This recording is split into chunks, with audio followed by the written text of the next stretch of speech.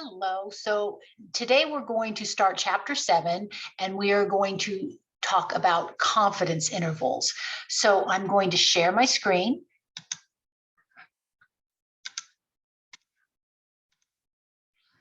Okay, so you should have your calculator available. It's very important. And the handout in some form. So let me read here.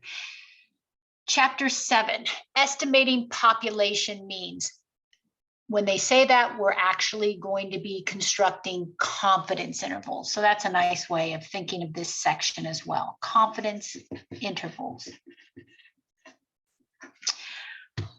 Often we want to know the value of a population mean mu.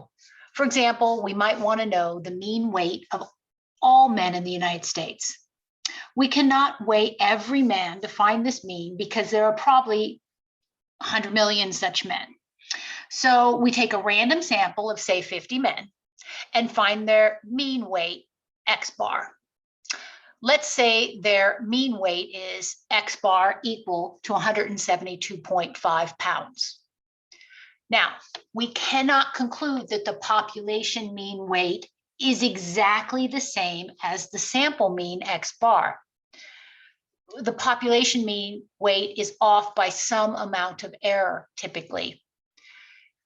But from the central limit theorem, we know that this sample mean X bar is going to be the best estimate of your population mean. In this section, we're going to learn how to refine our estimate of the population mean mu by using a sample mean X bar.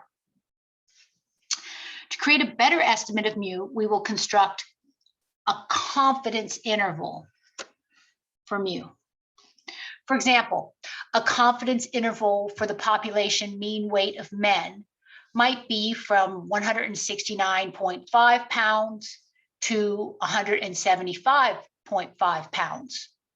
Or equivalently, you can write the confidence interval with parentheses like this, with the smaller number first, followed by a comma, and then the larger number.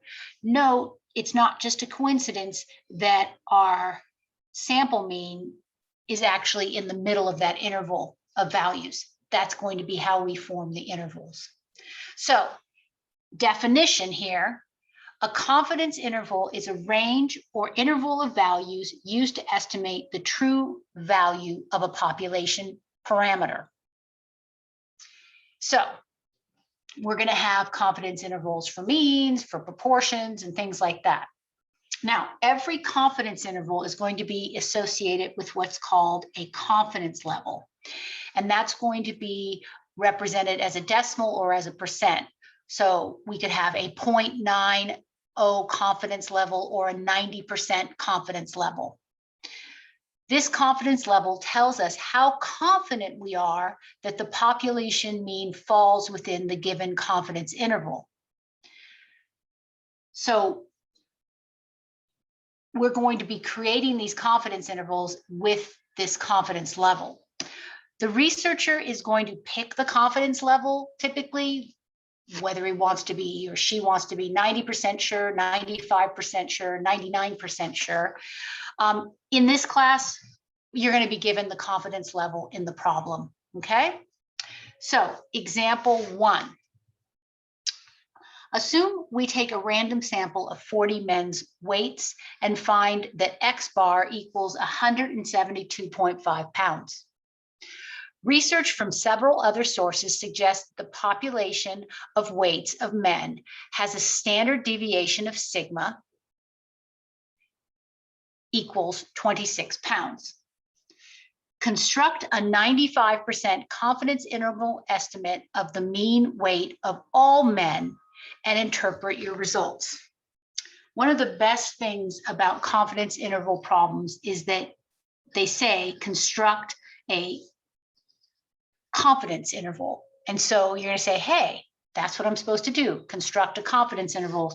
Those are nice keywords there. So prep step, keywords, confidence interval for what? It's for a mean because we're talking about a sample mean. And then similarly, you want to always check whether you know the population standard deviation or don't. Here we know that the population standard deviation. In this case, we want to verify that requirements are satisfied, okay? And there's 3 requirements before we should use the calculator key that we're going to use to find this confidence interval. First, it is that the population standard deviation is known. Great. It's a random sample. Sometimes they don't say that all the time in the book, but we're going to say it's a random sample. And the last thing is we're using a sample mean to estimate a population mean.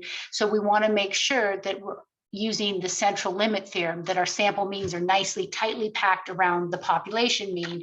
And in order for that to happen, we know that we have to have the population has to be normally distributed, or n is greater than 30. N is equal to 40, so we know n is greater than 30, okay? So, new calculator key, it's called a z-interval test, okay? So, this is important. It actually doesn't say test on the end, but it's under test. So let's look at this. To get this, we're moving from our distribution. We're going to go back to the stat key. So press stat, okay? Remember, we used to edit lists, and in chapter 3, we calculated some one variable statistics. Well, this time we want to scroll over to the word tests, and we have a ton of tests, and we're going to use a bunch of these tests. Now, there's certain tests that we're going to use in chapter 8. Those end with the word test.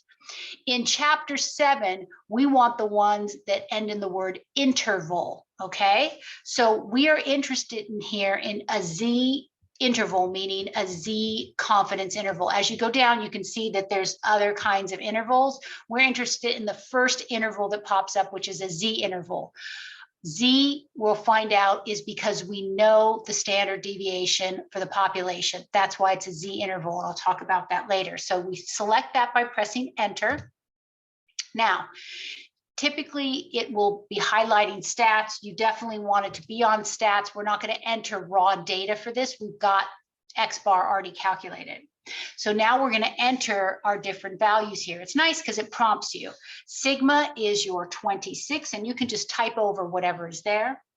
X bar is 172.5. N is your sample number, which was 40 men. So we've got 40.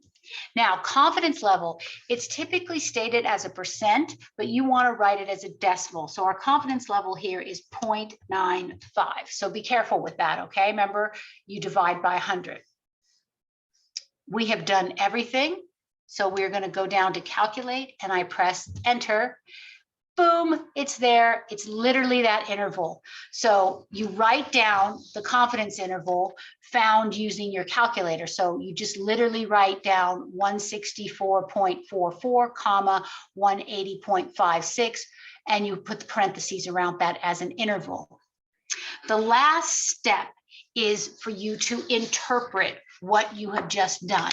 And I give you sort of a standard phrase of doing this, and I want you to use this standard phrase. So you will be saying, we are C% confident that the interval contains the population mean mu. So in this particular case, we are 95% confident that this interval, 164 basically to 180, contains the population mean mu, okay?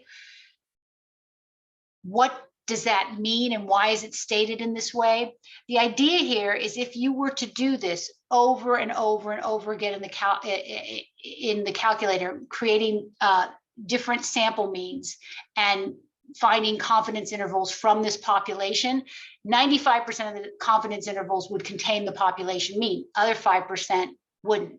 So we need to stay it like this, that we're 95% confident that the interval contains the population mean. You don't want to say there's a 95% chance that the mean's in here. That's not right.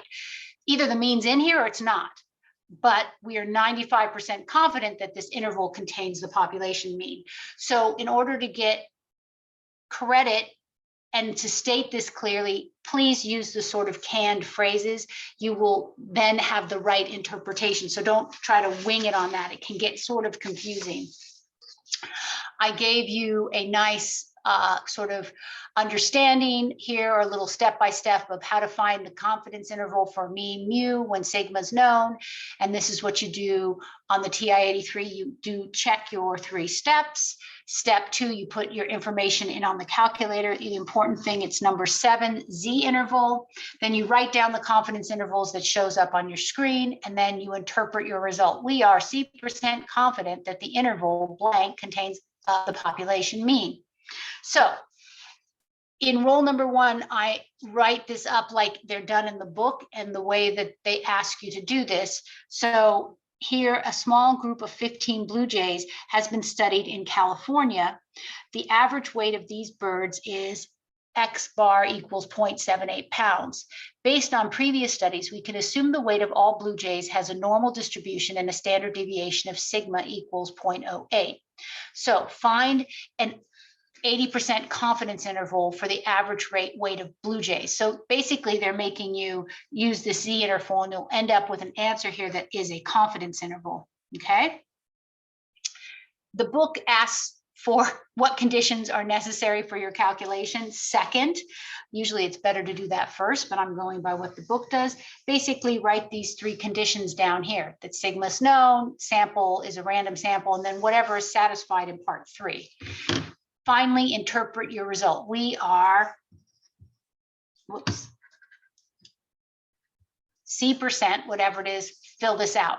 So stop the video now, try this on your own, then come back. Okay, so hopefully you did try that.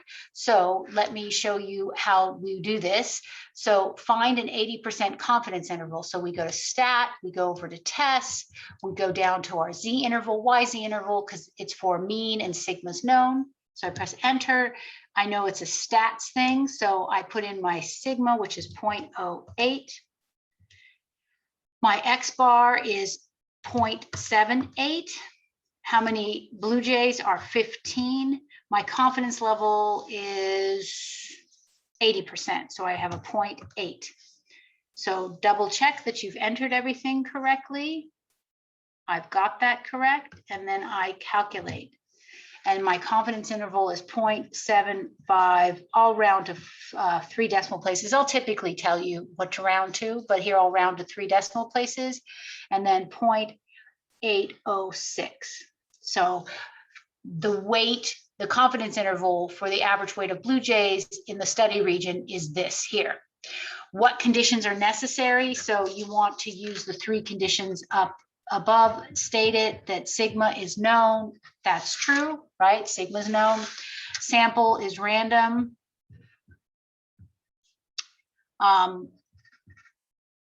Often I copy this from the book. Often they don't say that. Please assume that's the case. And the final and most important is the population is normally distributed, or N is greater than 30. So this is basically ensuring that your central limit theorem applies, which is giving you the conditions necessary so that your sample mean will be a good estimate of a population mean, okay?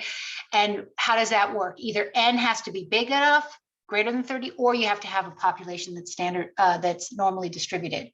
Notice N is pretty small here, but the blue jays have a normal distribution, so we know the population is normally distributed. And I'd like you to circle which one of those is actually satisfied. Interpret your results. We are, well, it was 80% confident. And then copying this, that the interval, and then you write the interval.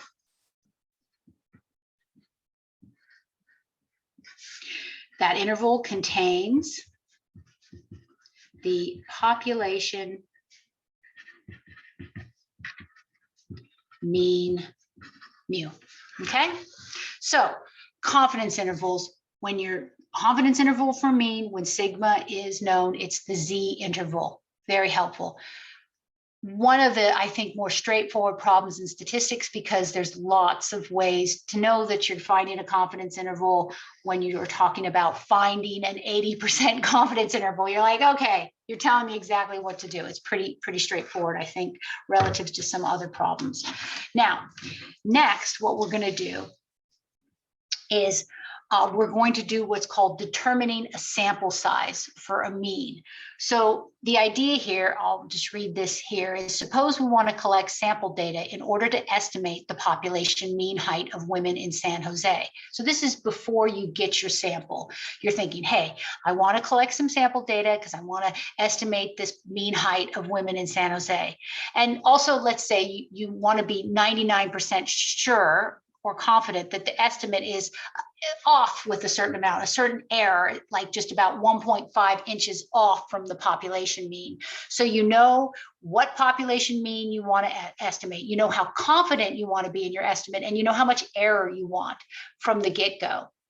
Now, it's really expensive to collect the heights on a lot of people, so we want to get the smallest sample that gives us the information we want, okay? Namely, the mean height of women in San Jose, and we only want a certain number of error. Will 50 heights be enough? Do we need 200? How do we know how many sample items we must be obtained? Now, the cool thing, there's a formula for that, and I'll get that to you in a second here. But what I want to say here is that this is a really important technique in that it is really expensive to get a good random sample. It costs a lot of money. So people use these formulas all the time so they can get the estimates they want for the population mean with the error they want, how far off they want it. And then they don't have to do anything extra to get that sample. So here is the formula: finding the sample size required to estimate a population mean. And this formula works when sigma is known. So how do you know this is one of these problems and that you're supposed to use this formula? It'll say the words determine the sample size, and it should have the word mean in there. So if the sample is a simple random sample of independent subjects, then n equals ZC. What's that? I'm going to show you that in a minute. Sigma, we know what that is, divided by E. What's E? E is error, and it'll be stated in the problem, and then you square that whole thing. Please note that you always round your answer to a whole number, and always rounding up. So if you got n is 435.1, you would have a final answer of 436, because you don't want to go to 435 because that doesn't then meet the error requirement. So you always want to overestimate a little bit to ensure that you met the error requirements that you really want and the confidence level.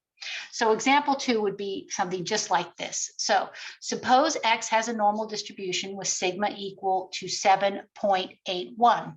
Find the minimal sample size required so that for a 90% confidence interval, the maximum margin of error is E equals 0.2.